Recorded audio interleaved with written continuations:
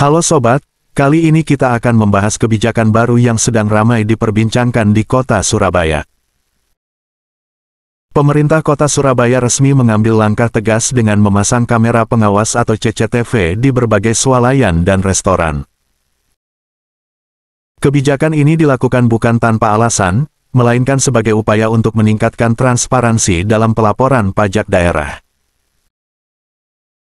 Seperti kita tahu, pajak daerah, terutama dari sektor restoran, kafe, dan retail modern, merupakan salah satu sumber utama pendapatan asli daerah atau PAD. Namun, selama ini pemerintah kerap menemukan adanya ketidaksesuaian antara laporan omset yang diserahkan pengusaha dengan kondisi nyata di lapangan.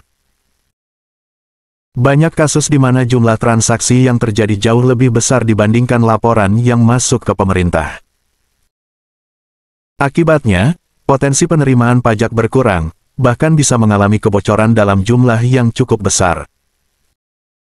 Nah, untuk menutup celah inilah Pemkot Surabaya menghadirkan inovasi baru.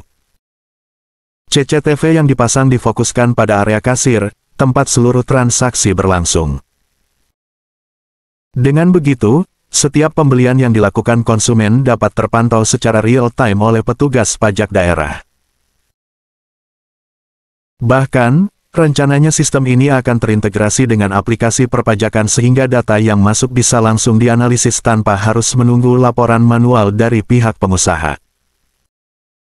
Menurut pernyataan resmi dari pejabat Pemkot, kebijakan ini diharapkan bisa menjadi langkah preventif sekaligus represif.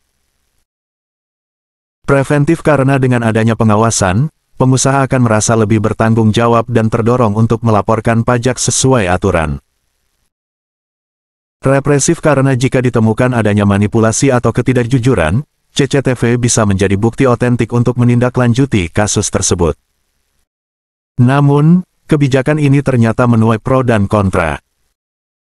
Dari sisi masyarakat umum, sebagian besar menilai langkah ini positif.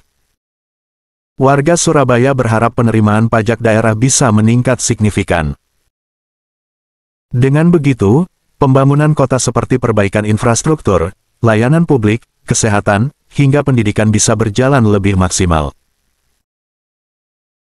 Mereka berpendapat bahwa setiap rupiah pajak yang dibayarkan oleh konsumen di restoran atau swalayan seharusnya benar-benar masuk ke kas daerah, bukan berkurang karena ulah pihak tertentu. Di sisi lain, ada juga suara keberatan dari kalangan pengusaha.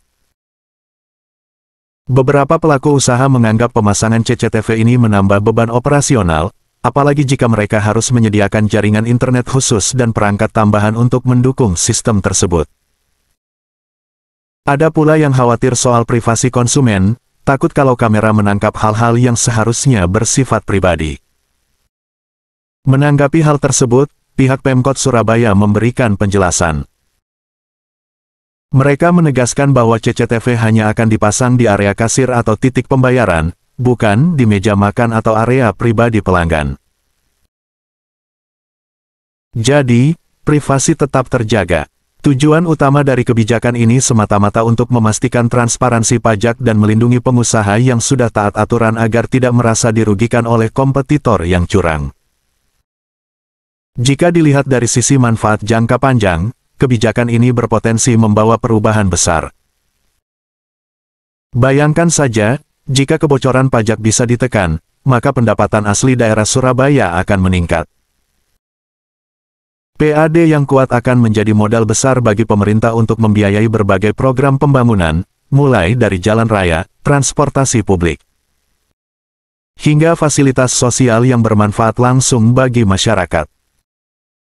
Selain itu, sistem pengawasan seperti ini juga bisa menjadi contoh bagi daerah lain di Indonesia.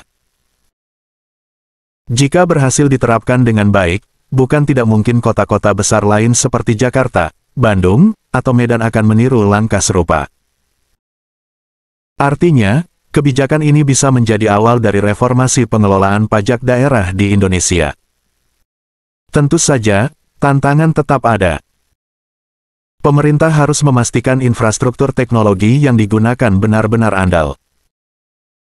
Integrasi antara CCTV dengan sistem perpajakan digital membutuhkan jaringan yang stabil, server yang aman, dan SDM yang terlatih.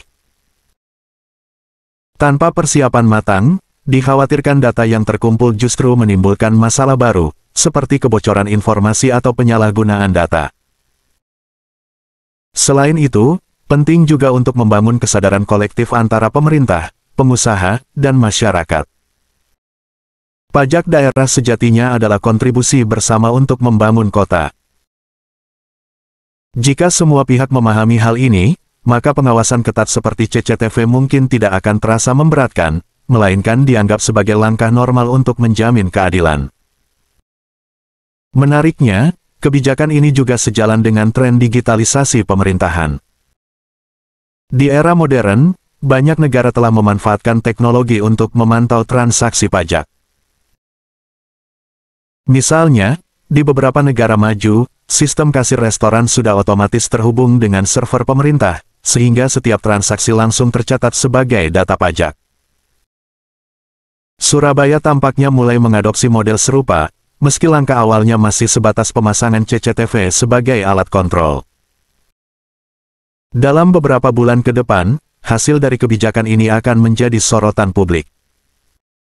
Apakah benar pemasangan CCTV bisa meningkatkan penerimaan pajak? Apakah para pengusaha akan benar-benar patuh dan transparan? Atau justru muncul masalah baru yang tidak diprediksi sebelumnya? Semua itu masih menunggu pembuktian.